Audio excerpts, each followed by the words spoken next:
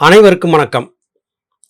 ஒரு மனிதன் தூய மனத்தை பெற்றிருந்தால் மாத்திரமே பராபரத்தின் தத்துவத்தை உள்வாங்கும் பக்குவத்தை பெறுவான்.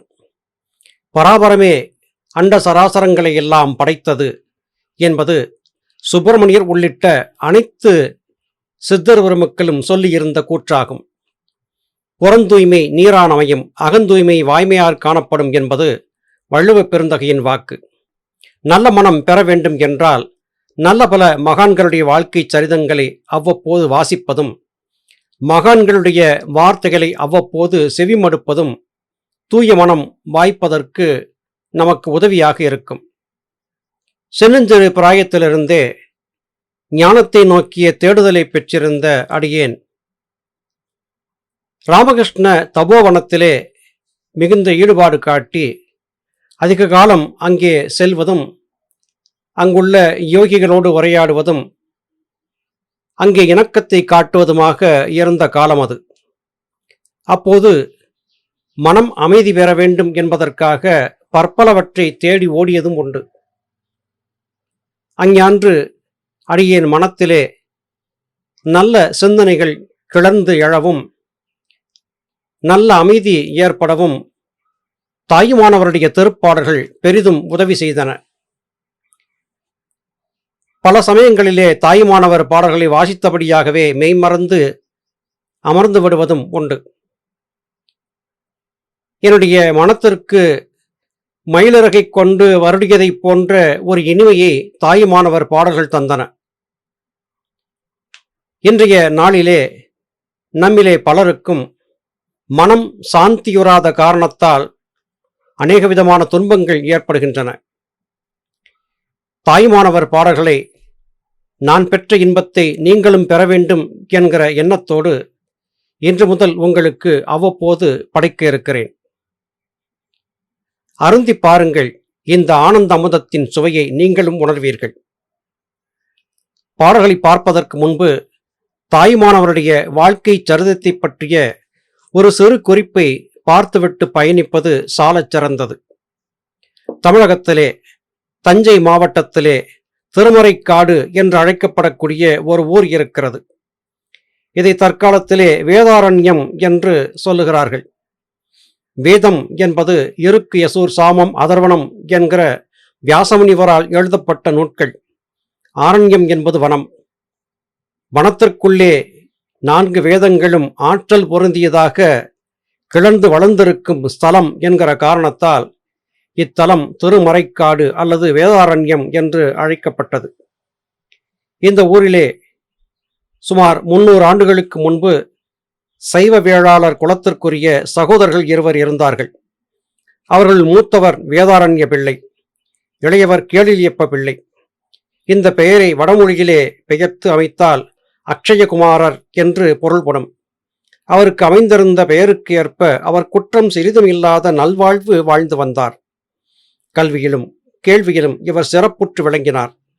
வேளாண்மை இவருடைய குலத்தொழில் எனினும் இவருடைய ஊக்கத்தையும் நிர்வாகத் திறமையையும் கண்ணுற்ற பொதுமக்கள் அவ்வூரில் உள்ள சிவஸ்தலத்தின் நிர்வாகத்தை ஏற்றுக்கொள்ள வேண்டும் என்று வேண்டினார்கள். இறைப்பணியை ஒருபொழுதும் புறக்கணிக்க கூடாது என்று கருதி அந்த கடமையை கேடிலியப்ப பிள்ளை முழுமனதோடு ஏற்றுக்கொண்டார். ஊக்கத்துடன் ஆண்டவனுடைய அந்த அரும்பணியை நிறைவேற்றியும் வந்தார். அப்பணியை இவர் ஏற்றுக்கொண்ட பிறகு ஆலயத்திலேயே புதியதோர் ஒழுங்குபாடும் துப்புரவும் தோன்றலாயின. அந்த காலத்திலே திருச்சிராப்பள்ளியிலே விசயரங்க சொக்கநாத நாயக்கர் என்பவர் ஆட்சி புரிந்து வந்தார். அந்த மன்னர் கடலிலே நீராடுவதற்காகவும் வேதாரண்யத்தில் எழுந்தியிருக்கும் சிவனை சேவிக்கும் பொருட்டும் அந்த ஊருக்கு யாத்திரை போனார். அரசருடைய வருகையை பற்றி கேள்விப்பட்ட கேளிலியப்ப பிள்ளை பொருத்தமான கோயில் மரியாதையோடு அவரை வரவேற்றார். திருமறைக்காட்டில் அங்கே வந்திருந்த வேதாரண்யத்திற்கு அந்த வேந்தர் அடிக்கடி வரவும் தொடங்கினார். மன்னர் வரும்போதெல்லாம் அவருக்கு தேவையான உபச்சரணங்களை செய்து அவருடைய மனதிலே நீங்காத இடம் பிடித்தார் கேளிலியப்ப பிள்ளை. அது மாத்திரமல்லாது விசயரங்க சொக்கநாத நாயக்கர் இந்த கோயில் நிர்வாகத்தை செய்து கொண்டிருக்கும் கேளிலியப்ப பிள்ளையின் திறமையையும் அவருடைய கல்வி அறிவையும் பெற்றிருந்த தேர்ச்சியையும் பற்றி விசாரித்து அறிந்து கொண்டார். அதன் விளைவாக கேளிலியப்ப பிள்ளையை திருச்சிராப்பள்ளிக்கு வந்து அரசாங்கத்தின் சம்பிரதி உத்தியோகத்தை ஏற்றுக்கொள்ளும்படி வேண்டினார். கேளிலியப்ப பிள்ளைக்கும் சம்மதம் தருவதைத் தவிர வேறு எந்த உபாயமும் இருக்கவில்லை. வேதாரண்யத்தில் கோயில் நிர்வாகத்திற்கு வேண்டிய ஏற்பாடுகளை எல்லாம் தகுதி வாய்ந்த வேறு ஒருவரிடத்திலே ஒப்படைத்துவிட்டு மன்னருடைய விருப்பத்திற்கு இணங்கி கேளிலியப்ப பிள்ளை திருச்சிராப்பள்ளிக்கு போக தீர்மானித்தார். கேளிலியப்ப பிள்ளையின் வாழ்க்கை துணைவியாக வாய்த்தவர் கெஜவல்லி அம்மை என்னும் மங்கை. இத்தம்பதிகளுக்கு தலைப்பேராக வாய்த்தவன் சிவசிதம்பரம் என்னும் மகன். கேளிலியப்ப பிள்ளையின் தமையனாராகிய வேதாரண்ய பிள்ளைக்கு மகப்பேறு ஏதும் வாய்க்கவில்லை. ஆதலால் இக்குடும்பத்து பேரு ஆக வாய்த்திருந்தவன் சிவசிதம்பரம் என்னும் ஒற்றை மகன். இப்பிள்ளையை பெற்றோர் நேசித்ததைத் தவிர பன்மடங்கு அதிகமாக பெரியப்பாவும் பெரியம்மாவும் நேசித்தார்கள். அதன் விளைவாக சிவசிதம்பரத்திற்கு பெரியப்பாவிடம் பெரியம்மாவிடம் பற்றுதல் அதிகம் ஏற்பட்டது. இந்த சூழ்நிலைக்கு இடையூறு ஏற்படாது இருக்கும் பொருட்டு கேளிலியப்ப பிள்ளை திருச்சிராப்பள்ளிக்கு புறப்படுவதற்கு முன்பு தன் மகனை தன் தமையனாருக்கு மனமாற சுவீகாரம் செய்து கொடுத்தார். தமையன் தம்பி வைத்திருந்த பேரன்புக்கும் மரியாதைக்கும் இது நல்ல எடுத்துக்காட்டானது. திருச்சிராப்பள்ளி அரசாங்கத்திலே சம்பிரதி உத்தியோகம் வகித்து வந்த கேளிலியப்ப பிள்ளையும் அவருடைய மனைவியாரும் சிவபக்தி மிகுந்தவர்கள். திருச்சியிலே எழுந்தருள் இருக்கும் சிவனார் பெயர் தாயுமானவ சுவாமிகள் என்பதாகும். உலகனைத்திற்கும் சிவனார் தந்தை மாத்திரமல்ல தாயும் ஆனவர் என்பது இதன் பொருள். சிவனுக்கு இப்பெயர் வந்ததற்கு ஐதீகம் ஒன்று யாண்டும் விளங்கி வருகிறது. சிவபக்தி பூண்டிருந்த செட்டியார் குலத்தைச் சேர்ந்த பெண் ஒருவள் கருத்தரித்திருந்தாள். குழந்தை பிறப்பதற்கு முன்பு தன்னை பெற்றெடுத்த தாய் வந்து தனக்கு தக்க முறையில் உதவி புரிய வேண்டும் என்று சிவனிடம் அப்பெண் பிரார்த்தனை செய்தாள். காவிரி நதி அப்பொழுது பெருக்கெடுத்து பாய்ந்து கொண்டிருந்ததால் அவளை பெற்றெடுத்த தாய் குறித்த சமயத்தில் மகள் வீட்டுக்கு வந்து சேர முடியவில்லை.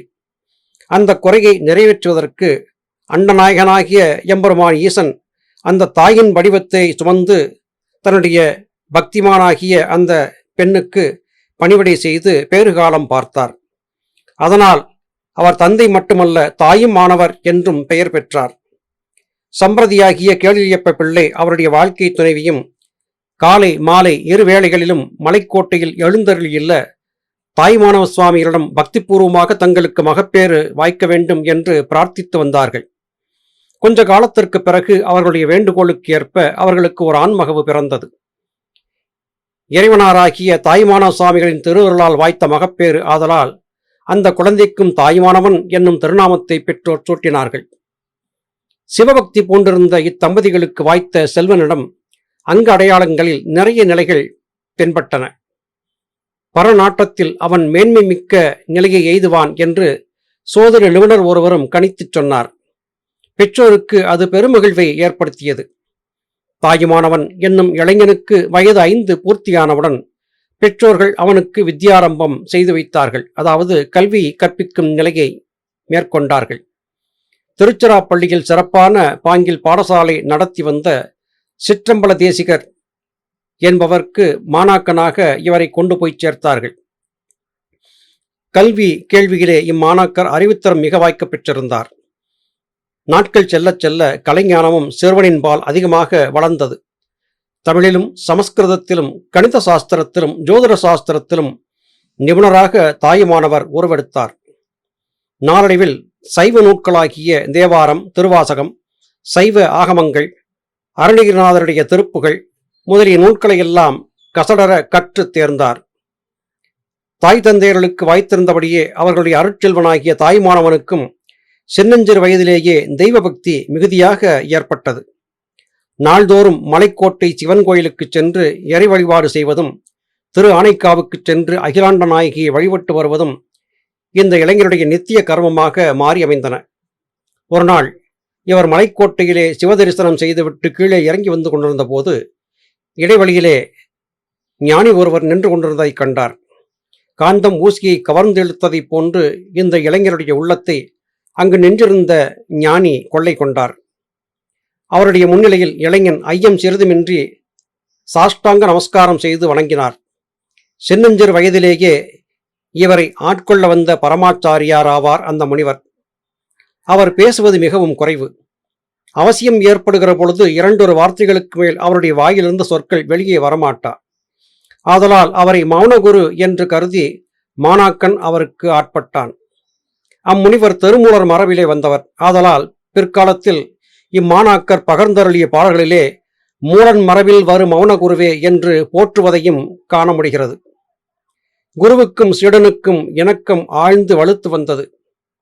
ஆச்சரியோ பக்தோ குசேலோ அஸ்ய சப்தா என்பது உபனிஷத் வாக்கியம். ஞானக்கணியாய் இளங்கும் குருமூர்த்தி அரியருள் அரியராய் அமைகிறார். அவரிடமிருந்து ஞானப்பேற்றினை ஏற்றுக்கொள்ளும் சிஷ்யன் திறமை மிக வாய்க்கப்பெற்றவன் என்பது கருத்து.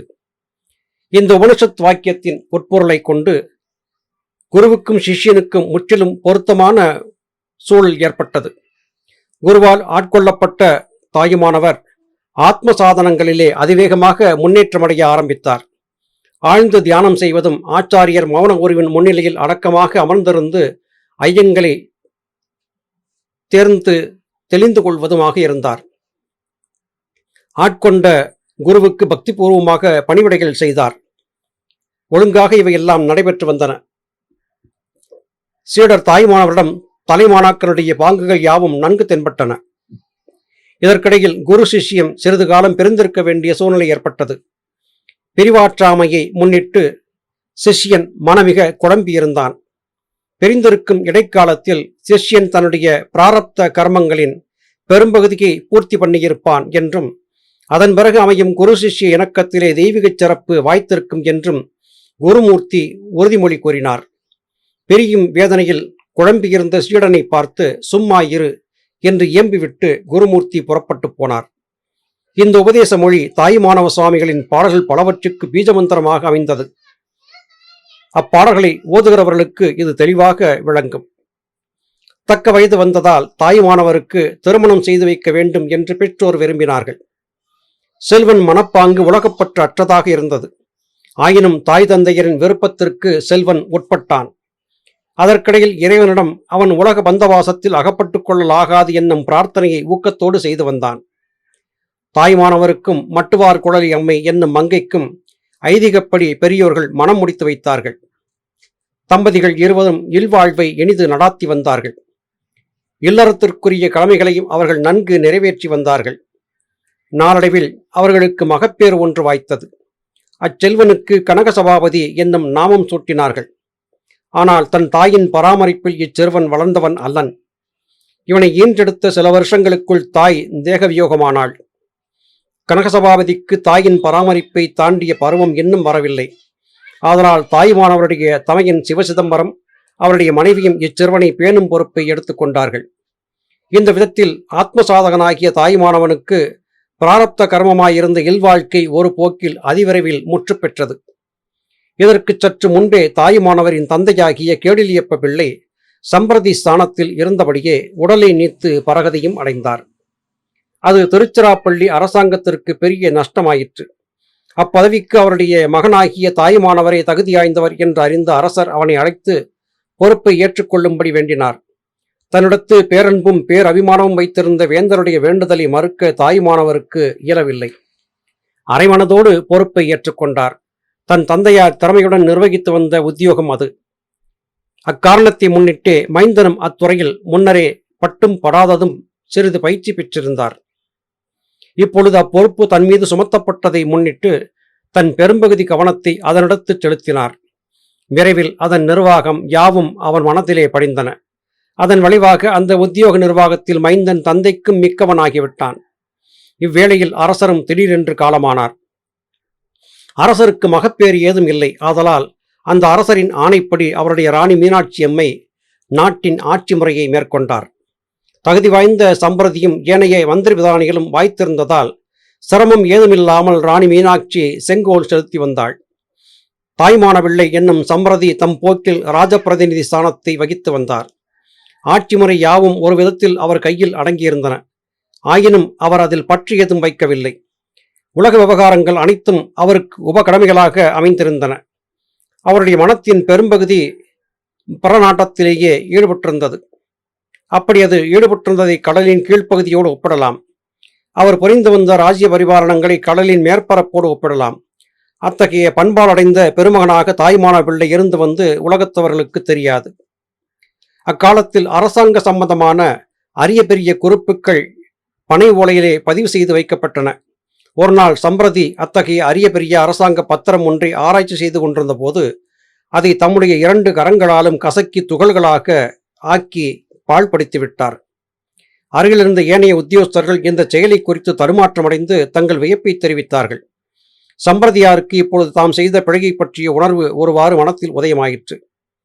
திருஆனைக்கா அம்பிகை அகலேண்டேஸ்வரியின் துகிலிலே வீழ்ந்து பற்றிய கற்பூரத்தீயை கசக்கி அணைக்க முயன்றேன். என்னை அறியாது என் கையிலிருந்த இந்த அரிசி அரசாங்க பத்திரத்தை பாழ்படுத்தப்பட்டது, அதை குறித்து நான் வருந்துகிறேன் என்று குறிப்பிட்டார். சிறிது நேரத்திற்குள் திருஆனைக்காவிலிருந்து அங்கு நிகழ்ந்த சிறிய விபத்தை குறித்த செய்தி அரண்மனைக்கு வந்தது. அர்ச்சகர் கற்பூர தீபாராதனை பண்ணி கொண்டிருந்த பொழுது அந்த நெருப்பு தவறி அம்பிகையின் ஆடையின் மீது விழுந்தது. ஆடையும் தீப்பற்றி கொண்டது. சிரமப்பட்டு அது அணைக்கப்பட்டது. இதுவே அங்கிருந்து வந்த செய்தியாகும். சம்பிரதியின் செயலும் இந்த நிகழ்ச்சியும் ஒன்றை ஒன்று ஒத்து இருந்தன. இதை முன்னிட்டு அரண்மனையில் உத்தியோகஸ்தரிடம் அரசியாரிடத்தும் பதைபதைப்பும் வியப்பும் எழலாயிற்று. ராணி மீனாட்சி சம்பிரதியார் தாய்மான பிள்ளையை தகுந்த ஆசனத்தில் அமரச் செய்து அவருடைய பக்தியையும் பரநாட்டத்தையும் பெரிதும் பாராட்டினார். தங்கள் ஆணைப்படி நாங்கள் அனைவரும் நடந்து கொள்ள கடமைப்பட்டிருக்கிறோம் என்று ராணியார் விண்ணப்பித்தார். தாயே, இனி என் மனம் உலக விவகாரங்களில் செல்லாது. நான் முற்றிலும் பரத்திற்குரியவனாகும் காலம் வந்துவிட்டது. என் போக்கில் போக எனக்கு அனுமதி கொடுப்பதே இந்த அரசாங்கம் எனக்கு செய்யும் பேருதவியாகும் என்று பிரார்த்தித்தார். அவர் விருப்பப்படி வெளியேற அவருக்கு அரசாங்கத்தில் அனுமதி அரைமனதோடு கொடுக்கப்பட்டது. இதுவரையிலும் நாடாளும் வேந்தன் ஸ்தானத்திலே இருந்த தாயுமானவர் இப்போது துறவி வேந்தராக வெளியேறினார். இதனோடு இவருடைய உலக வாழ்க்கை சம்பந்தமான பிராரப்த கர்மமும் பூர்த்தியாயிற்று. இறைவனுடைய திருஅருளுக்கு ஒப்ப மௌனகுரு மாமுனிவரும் அவரிடத்து ஏற்கனவே அடைக்கலம் புகுந்திருந்த தாய்மான துறவி வேந்தரும் இப்போது ஒருவரை ஒருவர் மீண்டும் சந்தித்தார்கள். இது ஒப்பு உயர்வற்ற இணக்கம். சீடனாக வாய்த்தவருடைய பிராரப்த கர்மங்கள் முடிவு பெற்றதால் குருவின் பார்வை அவர் மீது விழுந்தது. இப்போது கங்கை நதியில் யமுனை நதி சங்கமமாவது போல தாய்மான சுவாமிகள் மௌனகுருவோடு சரணாகதியாகினார். சமய அனுஷ்டான ஐதீகப்படி குரு ஆனவர் சிஷ்யனுக்கு சந்நியாச ஆசிரம சம்ஸ்காரங்களை செய்து வைத்தார். அதன் பிறகு சிறிது காலம் குருவும் சிஷ்யரும் ஒன்று சேர்ந்து பரமார்த்திக வாழ்வில் ஈடுபட்டிருந்தார்கள். அன்னவர்களின் மேனிகள் வாழ்ந்திருந்தது மண்ணுலகில். ஆனால் அன்னவர்களின் அந்தரங்க அமைப்புகள் பரநாட்டத்தில் முற்றிலும் ஒன்றுபட்டிருந்தன. ஏற்கனவே இயம்பிய உபனிஷத்த வாக்கியமாகிய ஆச்சாரிய பக்தோ குச்சேலோஸ்ய சப்தா லப்தா எனும் கோட்பாடு இப்பொழுது முற்றிலும் நிறைநிலை அடைவதாயிற்று. தட்சிணாமூர்த்தியின் மானுட பிரதிநிதியாகிய மௌனகுரு பேசாமல் இருந்தார். அவர் பேசாது இருந்த ஆன்மீக பெருநிலை, அதற்கு நிகரான பரஞான வியாக்கியானம் வேறு ஏதுமில்லை. குருவும் சிஷ்யரும் பரஸ்வரூபத்தில் அத்வைத நிலையை அடைந்தான பிறகு திருமையை தாங்கி இந்த உலக இணக்கத்திற்கு வாழ அவர்களுக்கு அவசியம் ஏதுமில்லை. எனவே திருமேனிகள் இரண்டும் ஒன்றிணைந்து மற்றொன்று பிரிந்து போயின. அது எங்கனம் நிகழ்ந்தது என்பதை நில உலகத்தார் யாரும் அறியவில்லை. சந்நியாச ஆசிரமம் பூண்ட நாள் முதற்கொண்டு தாய்மான சுவாமிகள் வெறும் கௌபீனதாரியாக விளங்கினார். அக்கோலத்திலேயே பல ஆண்டுகள் திருச்சிராப்பள்ளியில் அவர் வசித்து வந்தார். அதே ஊரில் அரசனுக்கு அடுத்த ஸ்தானத்தில் உலக வைபவங்கள் யாவும் சிறப்பாக அமையப் பெற்றவராக ஆரம்பத்தில் சில ஆண்டுகள் அவர் வசித்து வந்திருந்தார். அத்தகையவருக்கு இவ்வுலக வாழ்க்கை விளையாட்டு என்ற மனத்தெளிவு வாய்க்கப்பட்டதால் ஆண்டியாக அந்த ஊரில் வாழ அவருக்கு இயலாது போயிற்று. ஆனால் அவர் அப்படி வாழ்ந்திருந்ததே அவர் பெற்றிருந்த பரிபாகத்திற்கு எடுத்துக்காட்டாகும். பகட்டான உலக வாழ்க்கை பாராட்டியவர்கள் சிலர் அவருடைய பரதேசி வாழ்வை பார்த்து அவரை பைத்தியம் என்று கருதி எள்ளி நகையாடினார்கள். வேறு சிலர் அவருடைய வைராக்கியத்தை பாராட்டி போற்றினார்கள். ஆனால் தாய்மான சுவாமிகள் தூட்டுதலையும் போட்டுதலையும் பொருட்படுத்தாது தன்னளவிலே வாழ்ந்து வந்தார். உடைமை ஏதும் இல்லாதவராக வெறும் கௌவீனதாரியாக திருச்சிராப்பள்ளியில் தற்செயலாக வாய்த்த பிச்சைகளை பெற்று புசித்து வந்தார். பிரபஞ்ச வாழ்வில் சிறிதும் கருத்தை செலுத்தாதவராக பரபோதத்திலேயே யாண்டும் நிலைத்திருந்தார். குளிர்காலத்தில் அதிகாலையில் போர்வை ஏதும் இல்லாது நடமாடிக்கொண்டிருந்த அந்த மேனியின் மீது அன்பர் ஒருவர் விலை உயர்ந்த காஷ்மீர சால்வையை சார்த்தினார். சில தினங்களுக்கு அச்சால்வை தாய்மானவரின் தேகத்தின் மீது இடம்பெற்றிருந்தது.